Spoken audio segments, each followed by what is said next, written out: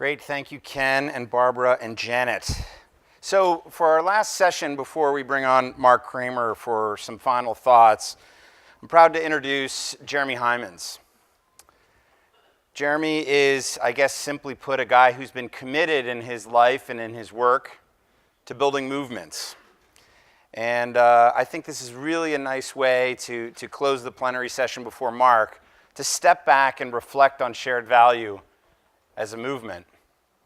The one thing I would offer and say to you is that when we started this work 4 or 5 years ago, I remember one of the first pieces of feedback we actually got from the companies we were talking to at the outset was, companies don't do movements. We don't do movements. But now here we are 4 years later, and you hear that word thrown around for a couple of days, and I think it's very powerful. And I even see that as an indicator and change, and as Barbara pointed out, in even this short amount of time on how companies and nonprofits and governments are viewing the topic of shared value. So without further ado, please join me with a warm welcome to a movement builder, Mr. Jeremy Heimans.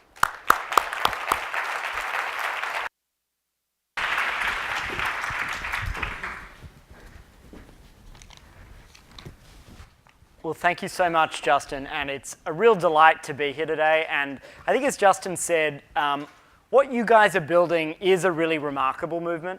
You know, it's a movement to change capitalism and the core economic engine of business rather than sort of tinker at the edges. And I think it's actually a credit to the way in which Mark and Michael Porter and others, the folks who developed this idea, actually chose to scale the idea. You know, they could have developed this idea and kept it close and kept it proprietary and said, aren't we clever for developing this?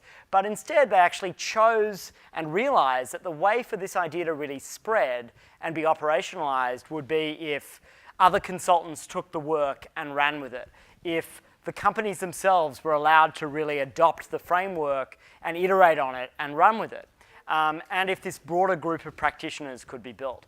So in many ways, I think what you're building here is a little bit of a metaphor for what I'm going to be talking about today. So in order to do that, let me take you back first to the early 1990s. I know a period that's dear to many of our hearts. And this was me in the early 90s. I'm going to share a little bit about my life as an early activist with you. This was me. Today we spoke to Jeremy Heimans and he's sitting home. I think we have got problems, and I think we have got monetary problems. What we could do is divert 10% of each nation's annual military spending to services of debt, the environment.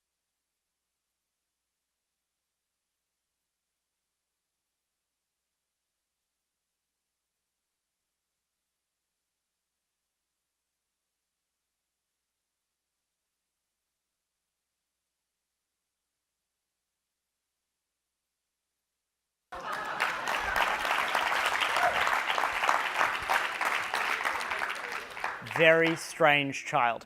So this was me. I, as you could tell, was a very passionate young person, and I was a child activist. I went around the world. I met with Nobel Prize winners and world leaders, and was taken far too seriously.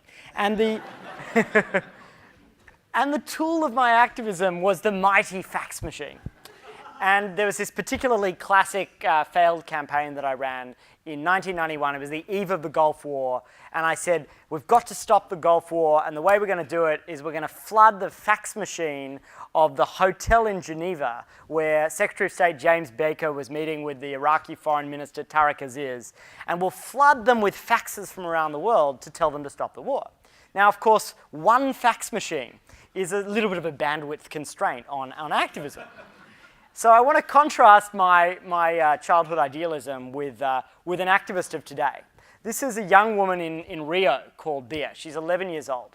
And using a platform that we developed at Purpose, she actually started a campaign in her native city of Rio to try to stop her school from being closed down. She used this particular piece of software called Pressure Cooker. So what she did was, we saw that this campaign to save her school, basically the story was, it was one of the best schools in Rio. It served disadvantaged children, but it was about to be demolished to make way for an Olympic parking lot. And this is the sort of thing that happens all the time now in Rio, right? Billions of dollars are flooding in for these major sporting events. And it's very easy for that to be done in a very unaccountable way, in a way that doesn't actually respond to communities.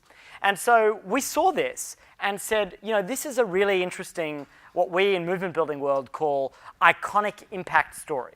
That if we could turn this into a story that really moves people, we might be able to set an example for others. So Rio, which is an organization that Purpose, the organization I run, helped to incubate, decided to do something very interesting. They said, okay, we're going to put a live stream on the school.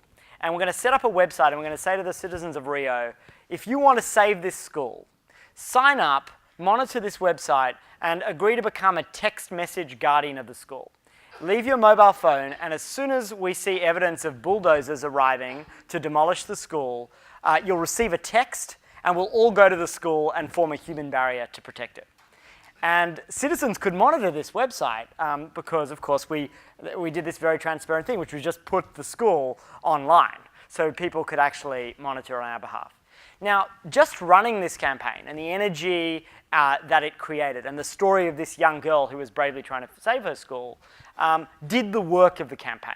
The mayor of Rio said, you know what, maybe we shouldn't close the school, and agreed not to close the school and to a more participatory process for future school closings. So I use this example just as a metaphor for the ways in which the world is changing, and the fact that Bia was much more effective as an activist than I was in the world of the facts. But I think that actually, and this, by the way, is the Facebook graphic when we won, which is always important in movement building. You have to show people and celebrate the victories.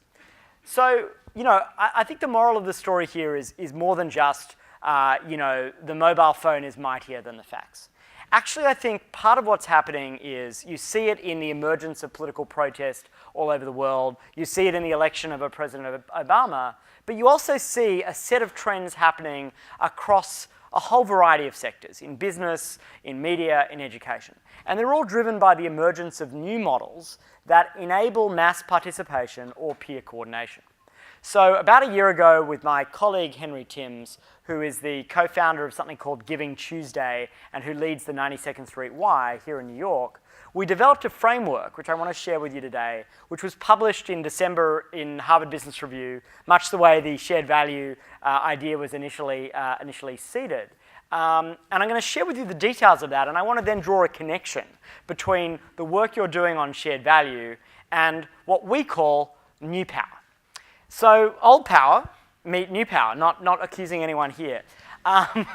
So what's new power? New power is Kickstarter, a model which now raises more money for the arts in the United States than the National Endowment of the Arts through a bottom-up platform which now raises literally billions of dollars. New power is platforms like Airbnb, which, again, with not a single square foot of physical infrastructure, have dramatically disrupted the hotel industry in such a way that now they're the world's largest single source of temporary accommodation. New power in finance is platforms like Lending Club, which are now lending billions of dollars in a peer-to-peer way, disintermediating the bank, what you might call the ultimate middleman. So what's old power and what's new power? Old power is held like a currency. You have more of it the more that you hoard, right? It's something that you hold close. New power flows like a current. It's most powerful like water, like electricity, when it actually surges. Old power is held by a few. New power isn't held by many, it's made by many. It's constituted by the people within these networks who make it powerful. Old power fundamentally is about download. It's about telling people to read the newspaper, to buy the product. New power is fundamentally about upload. It's about platforms and models which are basically created by the constituents or the members or the participants in those models. And you see how these principles extend across a variety of dimensions. It's important also to note what new power isn't. And the simplest way to say this is new power is not your Facebook page. In other words, it is possible to use technology, whether you're using social media or whatever, in a very old power way, right? The Syrian dictator Bashar al-Assad, he too has a Facebook page. And this doesn't mean that he's embraced the power of participation. So in other words, you see many actors today simply mistaking or conflating the use of technology or the use of these engagement platforms with genuine embracing of models which give people new forms of agency or values that do so. And so it's the models and the values that are shifting, and that's what we plotted out in our Harvard Business Review piece. So let's talk for a moment about the values. And I think this is not a description, by the way, of which one side of this ledger is better. One of the most important things to note is that new power is not inherently positive. But this is a description on the right-hand side of the column of where values are shifting and where a lot of young people who are regularly engaging with these new power platforms, where these people's heads are at. So to draw your attention to a couple of things, these new models tend to reward the best collaborators. So if you think of the 1980s and Wall Street and greed is good, the way you succeeded in the financial sector was often by being a ruthlessly effective competitor. And competition was a value that was rewarded, and being better than your competition was a key metric. Many of the platforms today are actually training people to collaborate better. So for example, on Airbnb, you don't get a good reputation as a host by promising people Kiehl's products in the bathroom and then delivering them Palmolive, right? You do it by actually honoring what you promise, right? By making sure those pictures are fair and accurate, by building a reputation. So these new models are really encouraging and basically reinforcing norms around collaboration and around sharing and around crowd wisdom. And there's also, of course, as we all know, this real emphasis on transparency. And that emphasis on transparency is really at odds with 20th century values, which were much more about, gentlemen would go to closed rooms and have gentlemen's agreements and come out with what they felt were better outcomes. And whether or not you think that was a good way to run the world, it's absolutely not the way that the world is now being run, increasingly when you think about the expectations coming from millennials. So what we did in the HBR piece was we basically plotted new power models and new power values on this matrix. And I'll just point to a couple of interesting examples. In the piece, we identify Apple actually as an old power company. Now you would think, Apple makes technology, it must be new. But actually, in many ways, they embody an effective and very successful old power model. Apple's ideology is all about the beautiful, perfect product that those product designers in Cupertino make, and then they drop it on us and they say, you didn't know you needed it, but now you do.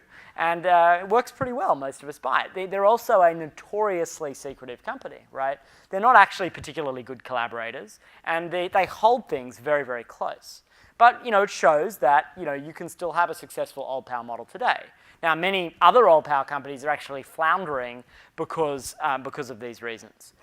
You think of the Obama campaign, which absolutely uses new power, crowdfunding, this belief that we are the ones we've been waiting for, as the president said to us in his campaign, and that built this enormous wave of people that eclipsed the old power donor apparatus of Hillary Clinton. But Obama in office, not fundamentally different to other presidents in terms of the way he's governed, right? He's done many good things, but has he fundamentally, governed from the bottom up? Has he found a way to harness the enormous, decentralized, self-organizing energy of those tens of millions of supporters that elected him? I would argue he hasn't really done that. And so we've plotted a whole bunch of other organizations on this matrix, and I would urge you to think about where your organization fits in terms of its models and values, and also where you want your organization to be in 5 or 10 years' time. So Purpose, the organization I run, is essentially about figuring out ways to build those new power models and also helping old power institutions, companies, brands adapt to build participation into the core of their models. And so I want to just take a few moments before we take some questions, drawing on what I think the implications are of this lens and this framework for you guys, for shared value practitioners. And also what I think some of the really exciting intersection points are between new power and shared value, and how I think those could be very strong if combined. So the first thing we say in the piece, we urge particularly old power organizations to run the exercise of occupying themselves. Right? Imagine that your harshest critic was camped out in the heart of your organization, that it could see all of your internal workings, right? You could see really the bones of your organization from the inside. what would they say? Would they think that your shared value initiative truly aligned, the rhetoric around it truly aligned with the way your organization is run internally, with the core economic engine of your business? And so, when you have a McDonald's, and this was an example of something happened a couple of years ago, so they published a budget as part of their commitment to financial inclusion and personal finance education for its workers. They published a budget for McDonald's employees. Now, in that budget, they assumed that, and this was before the Affordable Health Care Act, I might add, that health insurance would be $20, and that you, of course, would need a second job in order to work at McDonald's. And, so the key thing here is they'd made this commitment to financial inclusion and to personal finance, but really the core economic engine of the business, which was not really paying a living wage to those workers, was not aligned with their expressed commitment. Had they occupied themselves, they probably would have realized that a budget like that might not have played out so well publicly. I think the Starbucks Race Together campaign is a fascinating example.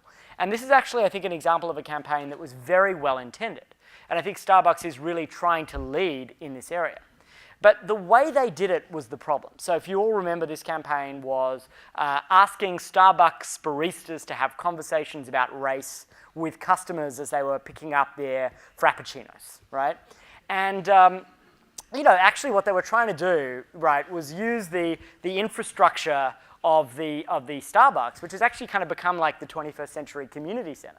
So if you're a company trying to do something impactful, this is actually amazing infrastructure that you have as a business, much the way Coca-Cola has its distribution channels, to actually do good with that infrastructure. So the thinking was well intended.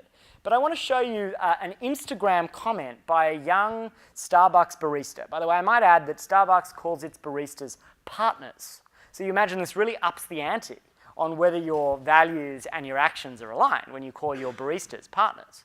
I'm curious, was this decided by a panel or particular shareholders? If we're going to have a discussion about race, how ethnically diverse was the group of people who decided that this was wise?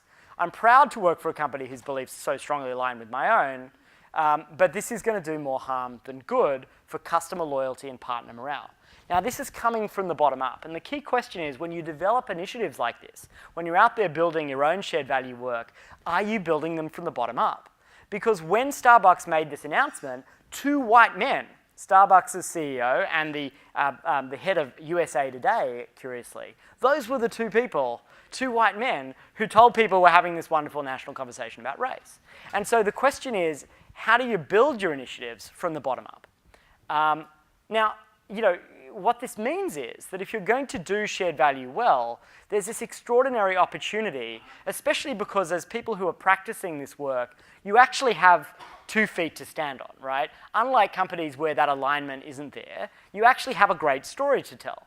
So how do you then tap the advantage of actually having people show up for you, mobilizing your constituents in order to make your work more effective? And I think one very interesting example of where this worked was the recent victories won by technology companies around internet freedom and net neutrality. So there was this great moment a couple of years ago where a bill called SOPA PIPA was about to pass in the Congress, supported by incumbent copyright industries. And Google and Wikipedia and others formed an alliance with civil society activists, and they actually did a blackout of the internet. Now, if some companies on the other side of that ledger had said, we want to black out television or black out the internet, do you think a lot of people would have followed them? Probably none, right? If you don't have that capacity to mobilize. But when Google did it, and when a number of tech companies did it with Wikipedia, actually millions of people did it. So Wikipedia went black, Google mobilized 8 million people to contact Congress, hundreds of thousands of phone calls were placed, and the bill was defeated. So a kind of core 21st century capability that you need to develop as you want to really make your shared value initiatives work is making sure that those people will show up for you in those key moments, that you develop that capability to mobilize. And it's a really interesting contrast. These are 2 new power models, Uber and Airbnb. Uber, great new power network of drivers, its drivers are now unionizing against it because it hasn't actually really cultivated that constituency, because it hasn't honored the base of people that actually enable its success. Airbnb, on the other hand, doing this much better. They're building this sense of deep community. They're telling a very convincing story about the social value they create, whatever you may think of that story. And their hosts are actually mobilizing in support of it in their own regulatory battles. This is one of their hosts who went to the state legislature here in New York and actually mobilized and lobbied her state legislators in support of Airbnb and its business. So again, that's the mark of the ability to bring people with you. And you think about how much more powerful your initiatives can be when your employees and your customers and your supply chains and your consumers are all, mobilized, and you've got that capacity to do that. And then you think of companies like Gap and CVS. I think these are both great examples of big companies that are taking big, bold steps forward, right? So Gap committed its workforce to paying them a living wage, significantly above the minimum wage. They went out first on that. CVS said, we're not selling cigarettes anymore because that's not aligned to our core business, which is wellness. So the question is, if you're doing this kind of work, as many of the people in the room today are doing so admirably, how do you then develop the capacity to take those moments and really use them to mobilize? And so the last thing I want to say to you is, not only is this about your capacity to bring people with you, and to use those people as advocates, it's also an opportunity to build new power into the shared value initiatives and programs themselves. So this is something we call the participation scale. And it describes different kinds of behaviors. And the further up the scale you get, the more new power the behavior is. So you start with just consuming, which is not very new power at all. It's download. We're asking you to buy something. And at the top, you've got models that genuinely enable co-ownership. So imagine if you're the Gap, how do you use your employees and your consumers to spread the idea that companies should pay their workers more than just the minimum wage, to other players in the industry, to others, so that the social impact is enlarged? You think about this funding behavior. If you're building a new product in your companies, why not actually launch a crowdfunding campaign to support the development of that product at the very beginning, so that you have a group of people who are invested in the success of the product very early on, and who can also be the kind of beta testers for the product itself? Or if you want to really use and embrace co-ownership behaviors in your shared value work, if you're building a mission-driven company, why not actually give meaningful ownership in that company to the workers of the company? Why not build an Uber that is co-owned by Uber drivers? Or if you're an energy company, for example, and you're providing solar power to people, why not actually enable those people to sell their energy back into the grid and share in the economic value created by that work? And that's a way of meaningfully creating co-ownership for people. So really, I think there's enormous opportunities at this intersection of shared value and new power. Because when you add new power to a shared value initiative, you've got change that's built to scale. Because the nature of these bottom-up models is they're highly scalable and reproducible. Much the same way that the shared value idea grew from a brilliant concept to something that all of you now share in, are iterating on, are producing new ideas for, and ultimately are co-owning. I think many of the initiatives that you generate could operate at exactly the same intersection. So it's been great to talk to you, and I'd be very happy to invite your questions.